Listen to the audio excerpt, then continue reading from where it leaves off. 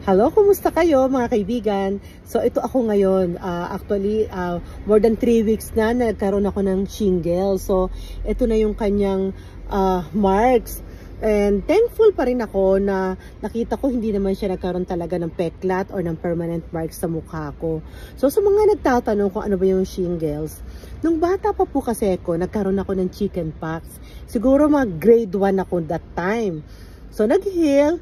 Ang sabi ng mga doktor o sa research, yung daw chickenpox sa virus natin nagtatago lang sa mga nerves natin. So later in life, pag medyo humina yung ating immune system, babalik siya, magigising as shingles. Diba? So ito yung nangyari sa akin, sa mukha ko, tumama unfortunately. Yung iba, katulad sa tatay ko, nagkaroon din siya sa part ng dibdib niya.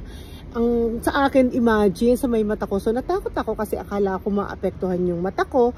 Kaya tumakbo din kaagad ako sa ER and nagkaroon ako ng pain management. Para nga, sobrang masakit po kasi nung first few days.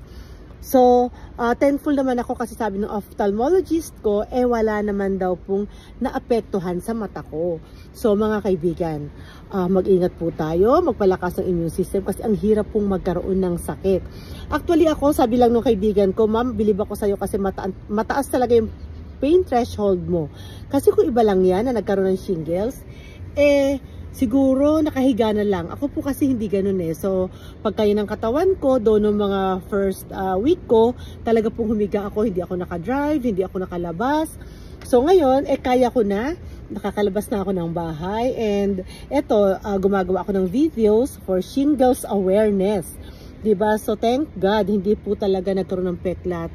Though, medyo manhid pa rin dito and sensitive kasi siya sa lights and sound. So, pag biglang sa madilim na room, nagbukas ng ilaw, biglang sumasakit yung ulo ko.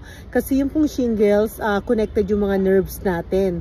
So, kung ako, nandito yung shingles ko sa may noo ko or sa may kilay ko, so, naapektuhan yung nerves ko dito sa may ulo ko, sa may mata ko, sa tenga, sumasakit siya minsan. Pero, kaya yan di ba? Dapat strong pa rin tayo. Sabi ko nga, hindi naman tayo dapat nagpapatalo sa nararamdaman natin na sakit. So, kailangan lumabas, kailangan maghanap buhay, di ba? So, mga kaibigan, mag-ingat tayo. Magpalakas tayo ng immune system. So, buti na lang din talaga, hindi siya nagkaroon ng permanent marks kasi talaga, di ba, may mga supplements. So, yung collagen, nakatulong sa akin ng malaki yan. And eto, hindi pa rin ako nakakapag-makeup dito sa part na to kasi nga, syempre, mild soap pa lang din yung ginagamit ko. So, kaya kung ikaw, kaibigan, alam mo na medyo at risk ka, lalo na magkaroon ng shingles. So, pumunta ka sa doktor mo at magtanong ka kung ano yung pwedeng gawin, di ba?